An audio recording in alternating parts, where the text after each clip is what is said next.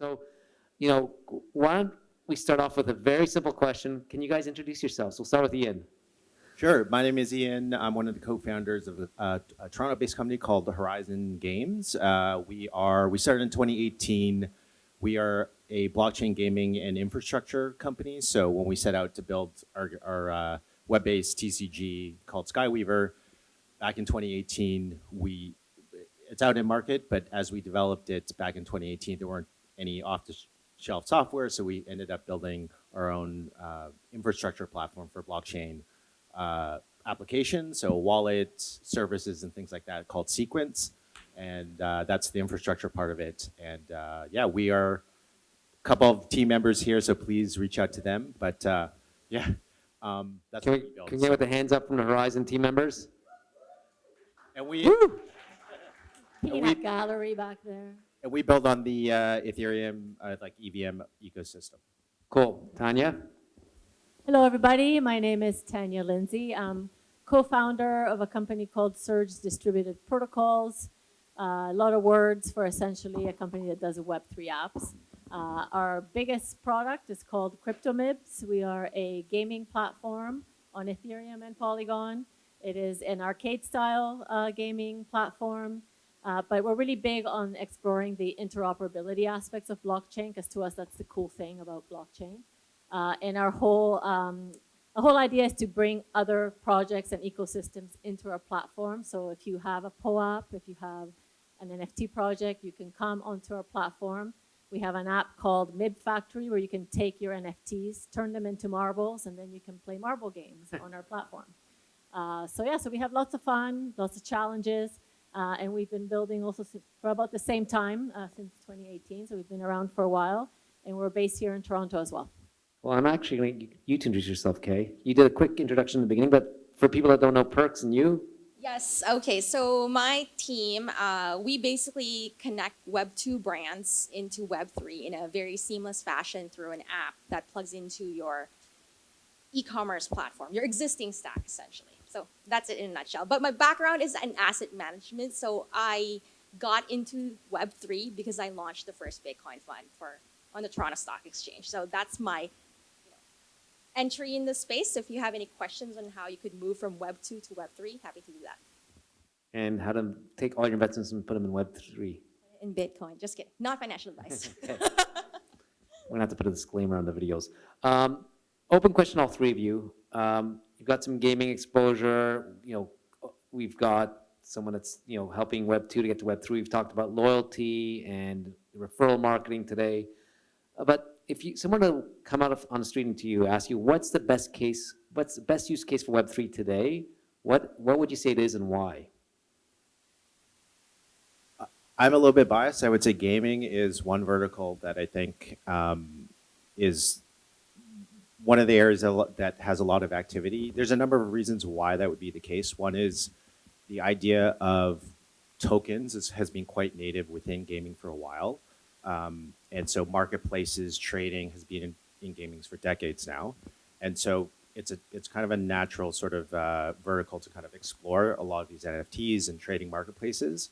And there's a lot of interesting engagement models around these tokens within games that people are exploring.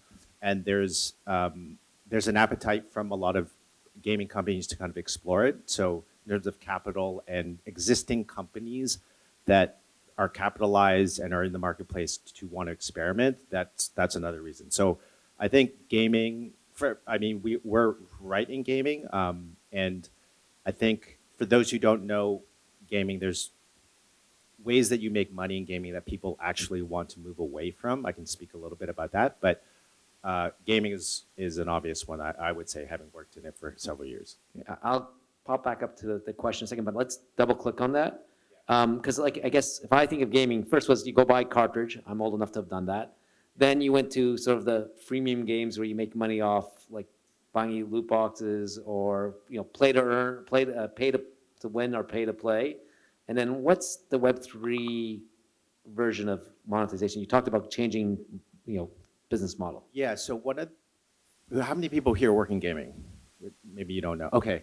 So the way that you make money in games traditionally, like pretty much, is you build a free-to-play game, you drive engagement, you drive it to the point where your LTV is greater than your CAC, if it is, then you just drive like a huge top of funnel, and you spend a lot of money on social ads. So that business model of this free-to-play kind of way you make money has been the dominant business model for like over a decade, right? That's how it is. You, like kind of the app store model, you build a free-to-play game, you monetize microtransactions.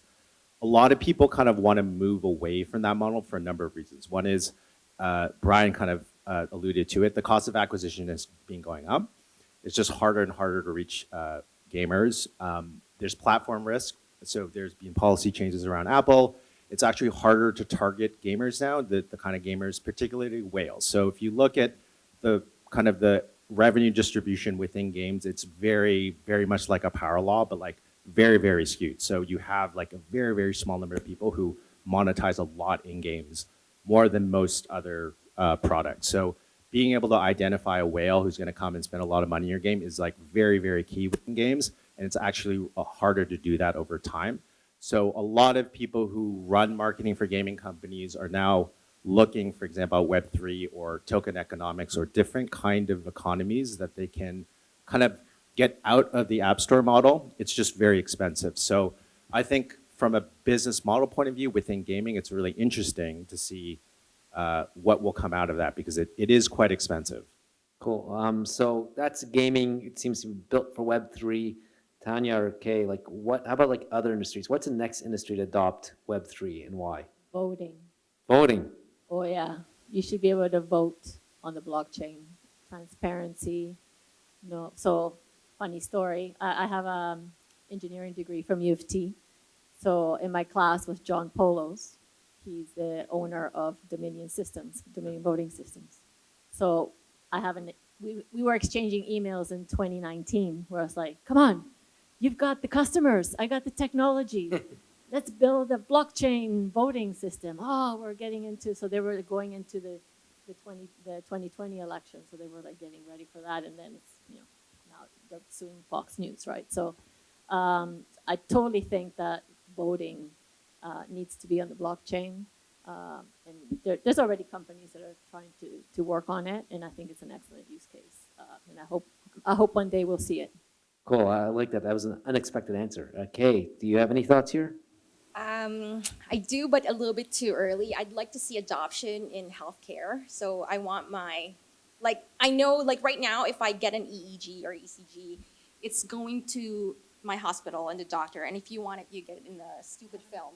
Go ahead. Benefits, right? You know how when you get your benefits and you have like $200 for eyeglasses. Oh yeah, totally. 6, chiropractor. That's risk management right there. You should have 6 NFTs that are for chiropractor, 6 NFTs for your massage. But then if I don't want the chiropractor, I want the massage, we can trade. True, Why but can't we that's do that, also right? like think about Amex Rewards, decentralized, and being able to say, I want a pair of shoes this month, and next month I want to take a holiday, right? And porting your points from shoppers to somewhere else. I guess Galen Weston will not like me. Well, I think Galen Weston doesn't like anyone who questions Loblaws business practices. So gaming sort of is adopting it. I think gaming is a closed ecosystem where there's a bunch of incentives aligned with the users and the people that produce games. But when you go to voting or healthcare or reward systems, the adoption is being talked about, but it hasn't happened. So what's holding us back? So one of the things that's different about those use cases is that there's this sort of vision that people have of there's the digital world and like how do you sort of mimic the physical world and also kind of connect those two things together, right? So whether it's popes and live events or healthcare or things like that, that vision has been harder to adopt. Like being able to connect the physical world with the digital world it's like hard. Like I don't know of any real examples where it's actually worked. So I think as I see it, I think the first verticals that tend to move the quickest are just pure digital solutions. So within gaming, it works because you have the notion of a digital good that exists within this world, and people are perfectly happy just to like live in that digital world. And because everything is digital, it's a lot easier to do that.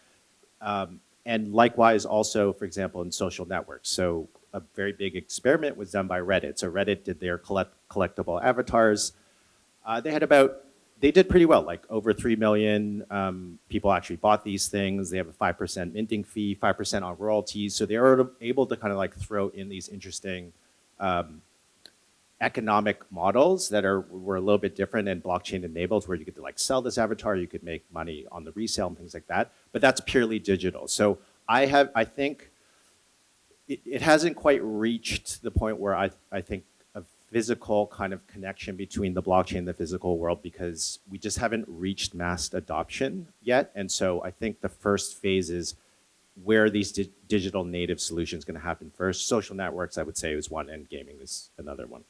Loyalty, I see it happening with loyalty programs already. Like, again, because our platform is open to bringing brands into it. Like, for example, we're already working with a toy company in Australia, right? So because they have a physical toy that they want to turn into an NFT, and then they can do loyalty, and they're trying to bridge like the physical. And there's other loyalty companies that are starting to reach. I mean, Salesforce.com just launched their Web3 NFT program, right? So it's coming, and I think once that happens, it's going to open up the doors for everything.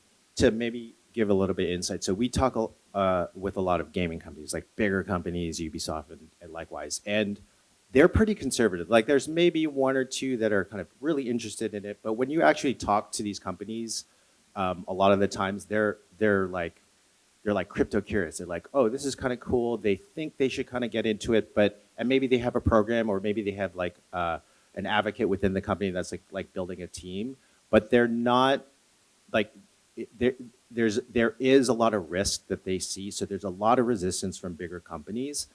So I don't see, at least within gaming, a breakout game with like crazy IP out there going crypto native. I don't really see it based on conversations that we have. And so a lot of it is going to be bottom up, I think, consumer driven, which is actually what you're seeing. I mean, OpenSea just started from nowhere. It came out in 2021, kind of broke out. So I think the larger companies are going to adopt much later once it's sort of, okay, it's kind of safe to do this. There's enough adoption, we'll kind of do it. So I like that. So you're saying gaming, bottoms up, loyalty programs, again, digital goods. But then when we talk about digital, the most digital thing we have is our data. And everyone talks about being concerned about privacy, yet we all go to social networks and share everything. So what's the intersection between blockchains, crypto, and our personal data and privacy? What's going to happen in the next 24 months, if anything? Okay, well, that's a big one. Small question.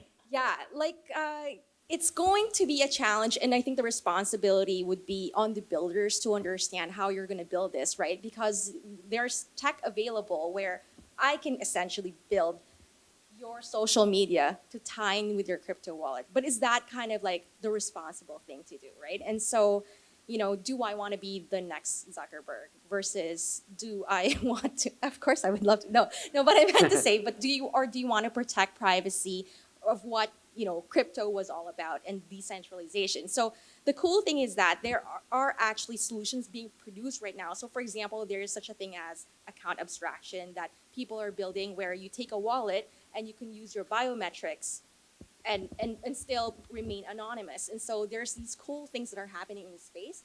I think the challenge right now is that it's still, it's a big of a leap. So the education is still like a key thing. I think there needs to be decentralization of all those different components, right? So it should be a third party that deals maybe with the identity aspect, so that maybe an app can still use your wallet, but the app would never know who that person is because it's a different party who does the KYC. You still need to, I think for many use cases, you're going to need to do a KYC, right? Like from somebody who spent a lot of time on Twitter talking to, Sorry, just for people that don't know, KYC is know your Sorry, customer. yes. So that means you actually know who's behind. Who you're dealing yeah, with? like who you're Yes. dealing with. Thank you. Right, so it comes to a point that, yes, for gaming, I don't care if you're like a butterfly or whatever it is, right? That's it's not important, but it depends on the application, right? If you're running a bank, if you're dealing with healthcare, if you do, somebody's going to have to validate your identity, but maybe it's not whoever's running the DApp, right? And it may be on a case-by-case basis. It depends on the use case, what data becomes important to put on chain or keep on chain, make it private, not make it private. I mean, there's NFTs now. It wasn't on Polygon or Ethereum. I can't remember which chain it was, but they have private NFT where some of the data is public facing, but some of the data is hidden, and only if you have specific keys, you can access the rest of the information. So there's solutions out there that are coming, and we're going to get there. But I think it has to be on a case-by-case basis.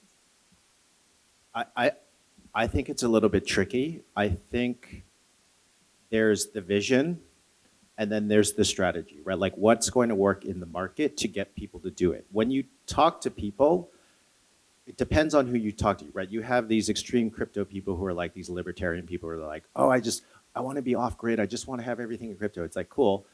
But when you're talking about mass adoption, and we always talk about this, it's like, what is the strategy that's going to get you there? Some people actually don't care. Like if you, like a lot of you people use social networks, right? There's getting your data to a large degree. We all know this, right? But you still use it because it's convenient, right? And so I think there's a middle ground where what does the product kind of look like for you to actually adopt these people? And from a technological point of view, maybe there's a middle ground in terms of custodial or non-custodial wallets. Does it have to be in a fully decentralized blockchain? People are actually just experimenting with it. Like you would know that a lot of these things are not decentralized. Like when you look at some of these wallets, they're not at all. They're a totally custodial wallet, but people still use it anyway because it's convenient. So I think it remains to be seen how much of the landscape sort of evolves around this tension between decentralization and actually building products that will drive adoption, which is what we all want in the end, right? So I'm going to have two questions I'm going to open up to the audience. But my question, you talked about KYC, you talked about adoption by the masses. So how important is government and regulations? And, you know, it's almost, to me, when I hear government regulations, I think of the libertarian, you know, start of crypto and blockchain. I think of decentralized. I'm like, I don't even know how they interact. Do they have to interact? Does the government play a role? Do regulations play a role? Open question to any of you, because I know it's a small one. Okay. Well, to start with, like I dealt with OSC trying to push the first offering memorandum, multi-crypto asset fund with Bitcoin, Ethereum, and Litecoin in 2017. And like we actually, because it was OM style, offering memorandum means to say that, you know, you could, you know, you don't need OSC approval for that. But then we put it in the market, and then they were like, hang on for a second, you guys want you know, to put this in a public, you know, fund. Let's talk and do a terms and condition. And that was a 3-year wait, because the one who we already basically introduced what Bitcoin is, what crypto is, and then suddenly, like this person passed away. And so we had to go back and do it all over again. And it was a freaking nightmare, right? But needless to say, it pushed. So the thing is that world is changing and governments are, you know, opening up. And the reason being is that there's nowhere to hide. You know, yes, crypto's tanking left, right, and center. It depends where you're in. But at the end of the day, like also established traditional companies or traditional banks are also going nowhere, right? And so there is something with autonomy that people should be able to choose where they want to put their life savings, right? And so if you are responsible and educated, then do your own research. Cool. And I'll ask the last question before I open the audience. For the people here that want to get into have a Web3 based career or learn more about Web3, what do you recommend they do? Ian or Tanya? I think open source is a great place. I think one of the things I love about Web3 is the spirit of, you know, the tenets of decentralization. Open source, GitHub, and all that kind of stuff has built a community of all these people. There's, you know, Twitter and all that kind of stuff. So I think finding projects that on GitHub that you find interesting and following them, EIPs on Ethereum to understand kind of what's the latest kind of thinking in terms of all that, I think is a great place to start. Open source, I would say. Tanya? I mean, you have to read a lot. The problem with this space is like it's 6 weeks is like 6 years, right? So like you said, you go on vacation and everything's changed. So so you do have to do a lot of reading. I would advise to do your homework on who you want to listen to first, because like I remember, as somebody who's been building in this space for over, for close to 5 years now, when somebody comes to me and says, I've been in this space for like 4 months and I'm a freaking expert, I'm just like, seriously, like, find people who actually have been building, people who have scars already in the space. There's plenty of us, and follow them and follow who they follow, right? Like, I have a core group on Twitter of hackers, like developers, right? So like whenever anything's going on in the space, I find out usually 3 hours before everybody else, because they're watching all the nets and they know, oh my God, you see how this wallet is starting to pull, blah, blah, blah. And they're the ones that, said, well, Beeple, it wasn't really an NFT because they couldn't find, the connection. Now they're all talking about Doodles, right? How it's not an NFT project. Oh my God. So that, so you got to find your people, and I'm interested in the development side, but if you're marketing, if you are whatever, find the people in this space who actually know about those topics and follow them and learn and read. To me, that's really, but find your peeps, find your people. That's what you got to do. One more thing, don't leave money on the exchange. Don't leave money in would exchange. That's another one. I would say. Don't leave money in the bank either. No, sorry. Well, let's open up to questions. Who has a question for this panel? Okay. I will. No, you can keep that. I'm going to run to the back and come the way front. That way, I'm not running back and forth.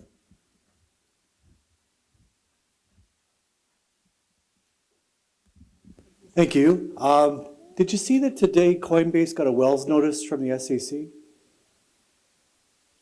I did see that, yeah. That's kind of exciting, right? So staking, asset listing. Any comment? But isn't that what the banks do with your money when you put your money in an account and aren't they staking your money when they go out and they lend it? Right, but so the SEC, a Wells notice comes right before an enforcement action. So there's a question about government piece. This isn't really a good sign, at least from what I can see. Thoughts? What I would say is how we have a compliance team at Horizon, and we follow these things very closely. I would say from a practical point of view, how it actually works is when you're in a company building stuff, you're just, in a lot of ways, you're just trying to get away with a lot of stuff. You're like, okay, we do this. And I can't really say for us that we have experts within the company, but it's a very kind of like, a lot of times you don't know what to do, to be honest. And so these things come out, these rulings and things like that, and everyone is just trying to figure it out. I could say one thing, but practically within the company, the way that it works is, hey, this ruling came out, what are we gonna do? Well, what's the risk if we don't do this compliance thing? Well, okay, well, this product is about to come out, do we have to change it? It's like, well, probably not. So you're just making all these judgment calls in real time, I would say. And I actually like this regulatory clarity. Whatever it is, it may change, but I think it actually really helps the space when there's laws and rules around it, because the way it works practically is no one knows what to do, because you're like, if we do this, are we in trouble? You don't really know. So I actually like regulatory clarity and transparency. Whether I agree with that specific rule is something else, but I think they're going in. I think it's good for the government to be involved in this way. Cool. Next question. Hi, thank you for sharing your insights. Ian, I have a question for you, and mainly to get your opinion. Sony earlier this week filed for a patent to, I guess, monopolize the NFT framework for the use of sale and transfer of digital assets in gaming. And I was curious to know what your thoughts are on that and how that would impact the gaming industry. And it kind of goes against the whole pride of being decentralized. I see Tanya nodding your head, so any of you can I've been pitch in. screaming about this one for because they have another. I didn't realize they put another patent today, but there's been a patent from a couple of months ago where they're trying to patent basic processes that everybody in gaming uses them to track blockchain assets. And I've been screaming in all my gaming forums and nobody's saying anything. But I agree with you. I think that is very dangerous because I think it totally goes against what the blockchain is supposed to be about. And this is how, I think one of the questions we talked about was trying to say how, how do we make this accessible to the masses? Well, Sony getting a patent isn't a way to make this more accessible. It just keeps the status quo. I can't speak specifically about that particular ruling, but what I have seen in the space is it's just really hard to enforce, right? So one of the nice things about this technology is it's decentralized, right? You actually don't have to go through our product, or you don't have to go through OpenSea, right? You can just go to the blockchain, you can send a transaction, it's all decentralized. So for them to be able to patent that would be, it would be really hard practically. So I haven't looked into it, what Sony is doing a little bit deeper, but from a practical point of view, I've never seen anything like that actually be enforced in the practical level, because people just, they just move to something else, right? They just, oh, this thing doesn't work, it's all decentralized, I'll just do it. I'll do it myself, or I'll go to another product, like in the case of Blur, right? Like, you don't have to trade on OpenSea, you can just go to Blur or just send the transaction yourself from your wallet. So I think practically it's actually quite hard to enforce. Hi, so one thing that we want to do is get more friends into the Web3 TO incubator, and to do that, we think a lot about mainstream adoption of Web3. And so, I'm from both the VC and the entrepreneur side, and I find now that Web3 has almost become a little bit of a curse word. So I'm wondering whether the way to kind of get a path of opening more mainstream adoption is it A, potentially a rebrand, like, thinking about renaming some of these things because they have some toxicity tied to it? Or is it B, kind of creating these Web 2 kind of experiences and interfaces and have Web 3 kind of stealthily in the background, and then people kind of wake up and finally realize that I've been having a Web 3 experience all along? So I'm just wondering what your thoughts are about what are some of the pathways to greater mainstream adoption? You need to put the technology in the background, and we're not going to get there until A, we stop talking about the technology, which we do all the time because we're all, we're technologists, but also because I think we just, we don't have enough standards, right? There's too many blockchain, like even an ERC 721. So for those of you who are new to the space, right? So an NFT, there's a standard, it's called the ERC 721. So which technically dictates how you transfer it, how you buy it, so there's specific things associated that have to be included in the code for that NFT to be an NFT, right? Well, when you start looking at ERC 721s across the blockchain, and we do that because we bring in NFT 721s from other projects into our platform, guess what? They're not all built the same. So we don't even have standards in something that we think is a standard. So, I come from the Web 2 world. I've been implementing large computer systems in corporations for too long, probably before most of you were born. But the key thing about Web 2 is that you have a standard and everything is the same. So then you don't have to worry about the technology, right? When you talk about email, you don't care what, is it Amazon, Azure, or whatever, right? You just know that you have to use your little whatever with an app. That's all you need to know. We have to get to that point with Web3. And it's going to take a bit of time, but we have to spend time with standards. But then the problem with the ecosystem is that, but we're not about standards. We're all free-willing. It's all open source, and you can't do that. So I think that's our biggest issue, right? I would agree with that. I would just quickly add that as people who are building products here, in the end you're just trying to create something that's valuable for people, right? So in the end, is it of value or not? Whether it's Web3 or Web 2 it could be of importance to some people, but in the end, you're trying to build something that is valuable for people, right? So it remains to be seen for the whole community to sort of deliver on the promise, right? And we talk a lot about the user experience, making it simple, having the technology be in the background. That hasn't been solved yet, right? Like, it's still an ongoing thing. So my answer to the question is we're still trying to figure it out. And we're not there yet, but we're trying to move there. Hi, I just want to say something super quick. I appreciate everyone's commentary. It's really good to have this collective and community to be able to do that. And I think that's the purpose of this incubator and these groups. But is anyone here familiar with ISO 22739? Because that's a new blockchain and distributed ledger technology vocabulary kind of thing. So but then you've got the creatives and the folks that I think contribute so much to the adoption and the user growth and things that are really also quite important for job creation. And we can't like expect everyone to be an expert all at once. So I just think it's great. I just want to thank you guys for having this space and this dialogue. That's so important to have, multiple types of ideas and folks in one room. Yeah.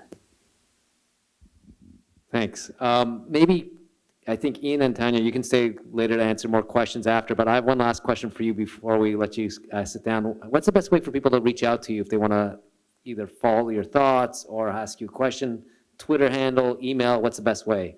You can reach me at email, ih@horizon.io, ih@horizon.io, and we are hiring, so for those who are interested in getting into the space or know of us or interested to learn more, reach out to me or Tracy back there. So just find Tracy. She's in kind of a crimson leather jacket, and some other of my team members there, so please reach out to us. So email's the best way. Happy people at the back over there. Okay. Tanya, what's the best way to reach out to you? Tanya@cryptomibs.io, or I can give you a little QR code, has my LinkedIn on it as well. And Kay, I'm simple. I'm on LinkedIn, so it's Kay Chua Ginsburg. Just approach me and I'll add you. cool. Can I get a round of applause for our panelists?